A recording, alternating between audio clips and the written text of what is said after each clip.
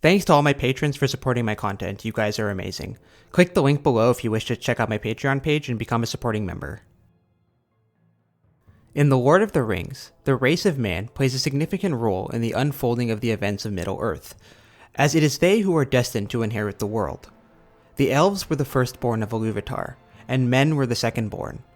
While the elves were immortal and could not age, men were by comparison mortal, and doomed to eventually become frail and die. Humans are also given free will, and the freedom to shape their destinies, unlike the elves, who are bound to the fate of the world. But this freedom, and the knowledge of their impending death, makes men susceptible to corruption, and oftentimes they choose the path of evil out of fear or a lust for power. This was Tolkien's belief about mankind in general, having closely studied the circuitous paths of history.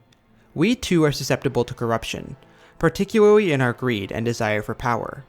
Throughout the books, splendorous kingdoms of men rise towards the heights, such as the kingdoms of Numenor, of Gondor and Arnor, and many others, only to eventually fall to darkness.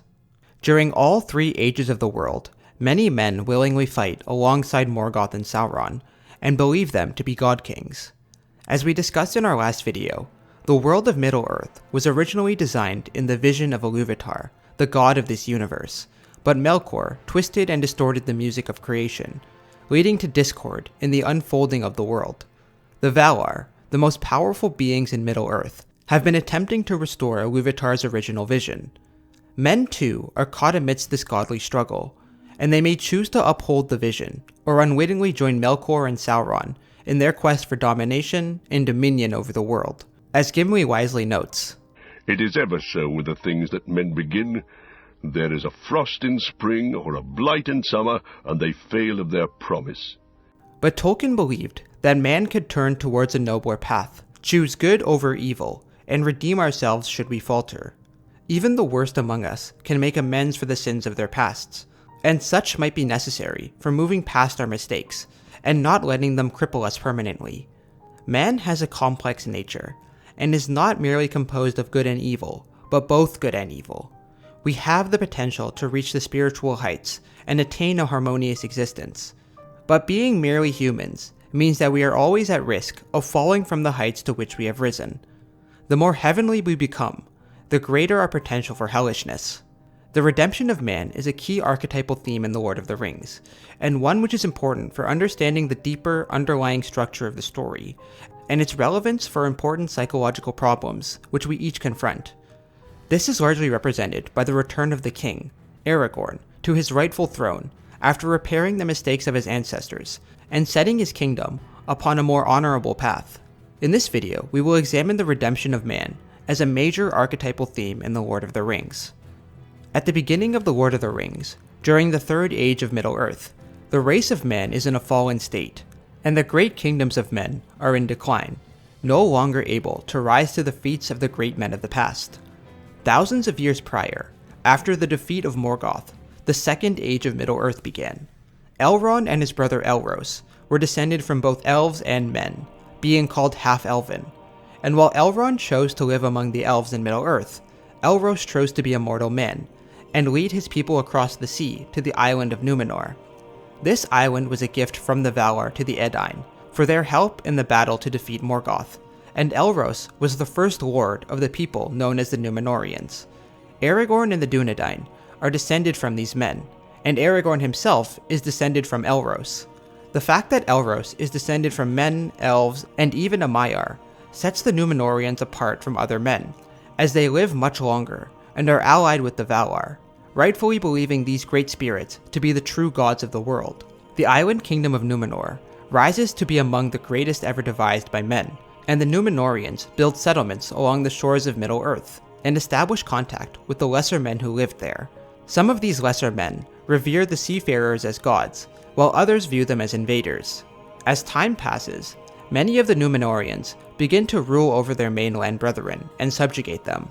They also begin to forsake the Valar, and they suffer through periods of instability and internal power struggles. Even though Morgoth was defeated in the prior age, his lieutenant Sauron persisted, and after deceiving the elves of Middle-earth and waging war against them, he invokes the wrath of the Numenorians.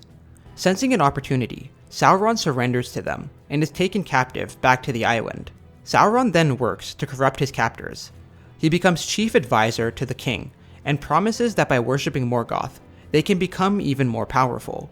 And so this once mighty kingdom falls to evil, worshipping Morgoth and practicing human sacrifice, although some remain faithful to the Valar, and prepare to flee to the colonies in Middle-earth. Sauron convinces the king of Numenor to wage war against the Valar, claiming that doing so will grant them the immortality they desire.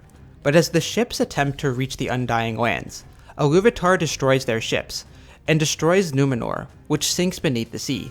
The survivors of this calamity, men who were still noble and remained faithful to the Valar, come to Middle-earth to found the kingdoms of Arnor and Gondor. Like Numenor, these great kingdoms rise up, and great cities are built, such as Osgiliath and Minas Tirith. Instead of allying with Sauron, these men decide to redeem the remaining Numenorians, and join the last alliance, marching against him. At a great sacrifice in lives, including the life of the king of Gondor Elendil, Sauron is at last overthrown.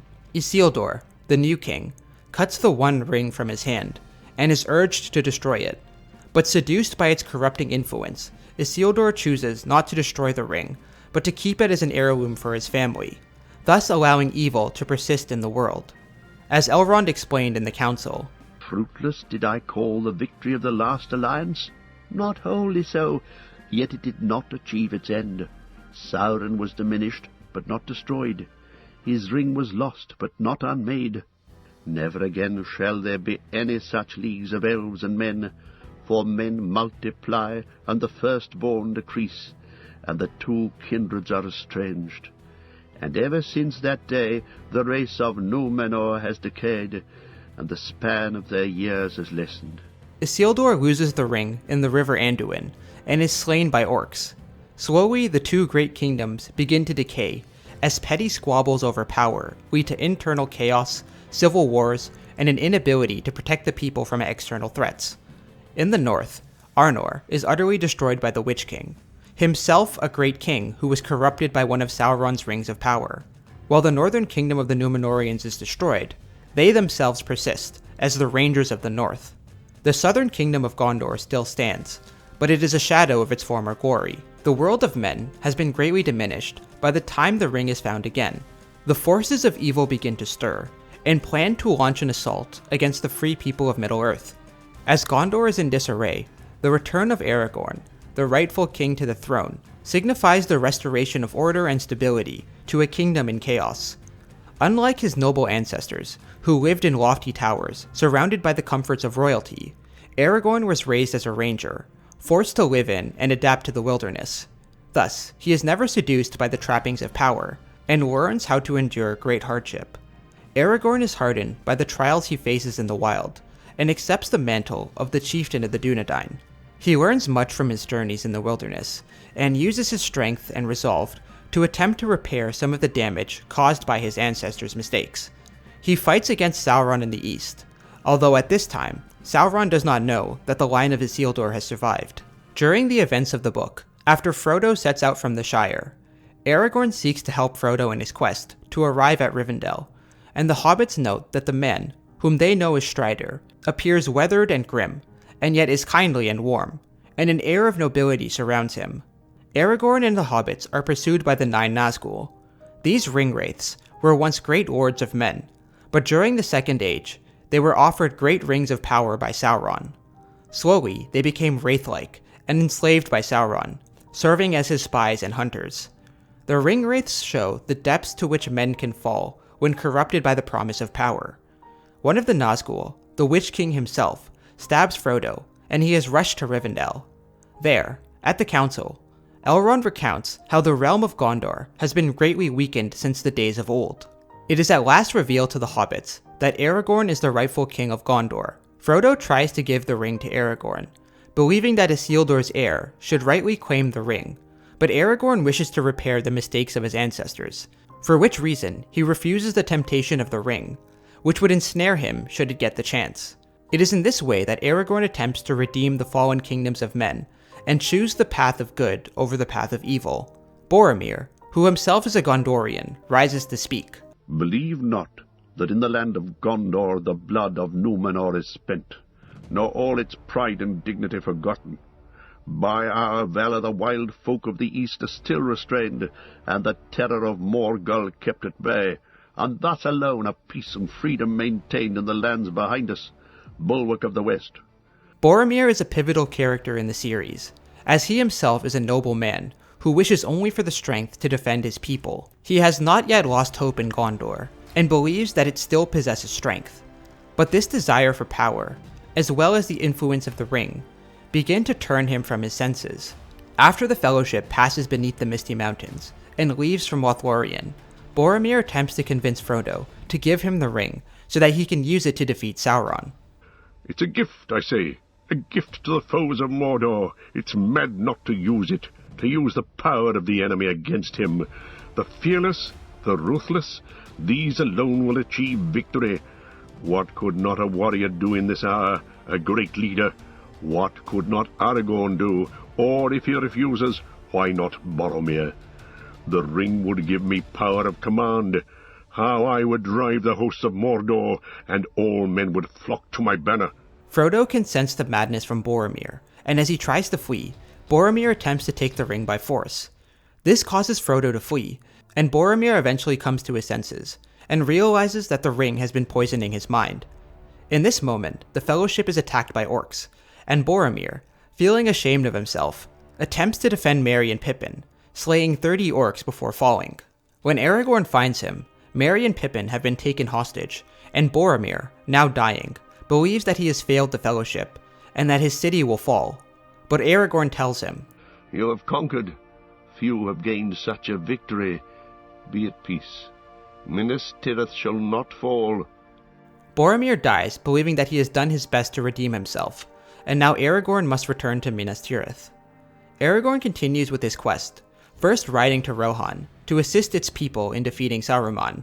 Aragorn emboldens the men of the Mark and leads them in the Battle of the Hornburg.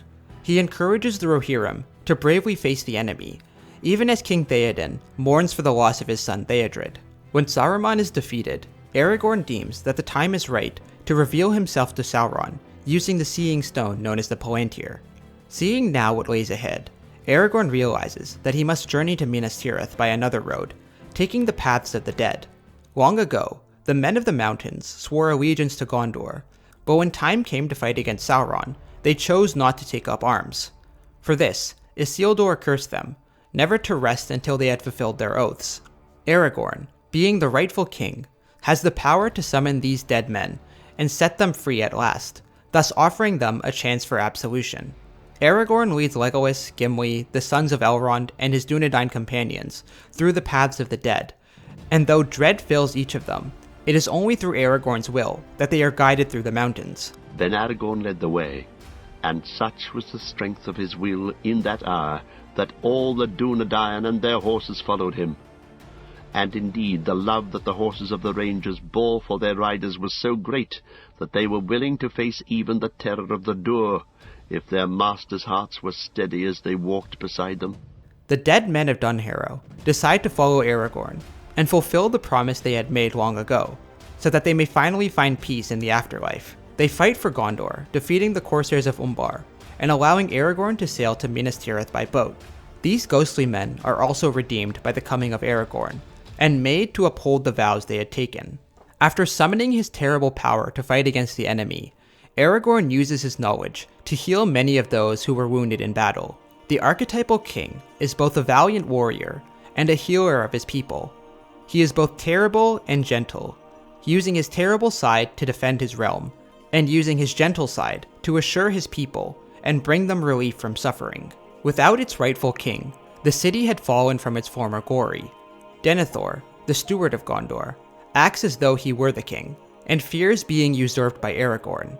Corrupted by Sauron through one of the Palantir, Denethor loses hope that Gondor can survive against the forces arrayed in Mordor. The coming of Aragorn symbolizes the restoration of Gondor to the glorious past it had once enjoyed, before darkness and evil were allowed to manifest through the cowardly Denethor. But Aragorn, despite being the king, knows that he has only a small part to play in Sauron's defeat, and the quest truly depends on Frodo destroying the ring. He thusly decides to use himself as bait, riding out against Sauron, who will be tempted to at last destroy the line of Isildur. When Gandalf counsels that victory can only be achieved by sacrificing themselves, Aragorn answers the summons, bravely riding against the enemy, seeking not glory for himself, for the forces of the enemy are so great that victory through arms will be impossible.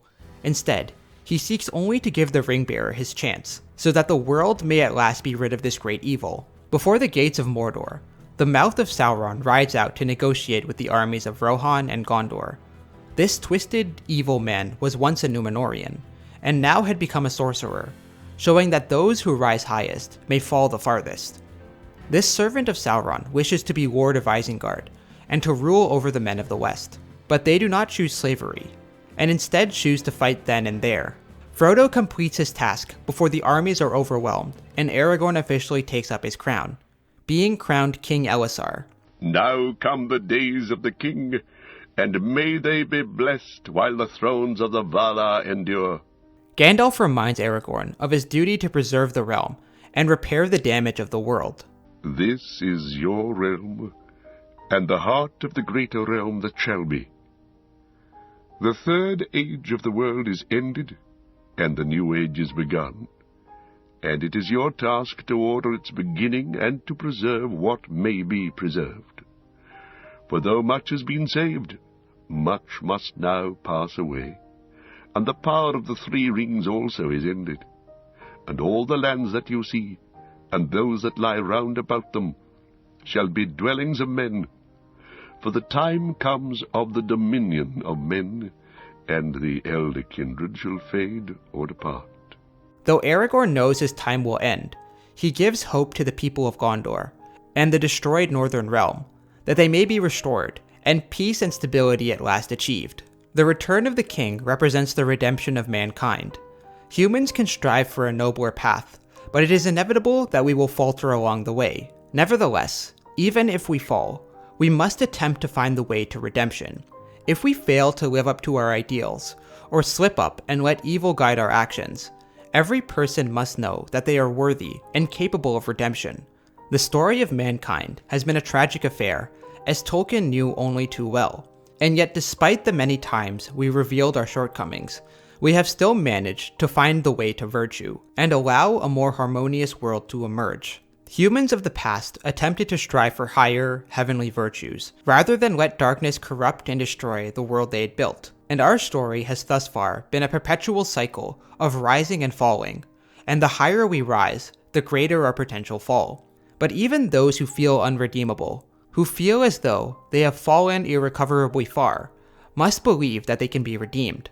Otherwise, we will continue to spiral into darkness, with no hope of returning to the light. We must be given the knowledge that we can recover from our mistakes, though they may feel crippling, and each of us can rise again even after falling. Like Aragorn wielding his kingly powers, all men are capable of summoning immense power from the depths of their being, but we must use this power in the service of what is truly virtuous, rather than what is expedient and self-serving. Those in power have the responsibility to use that power for the betterment of the people.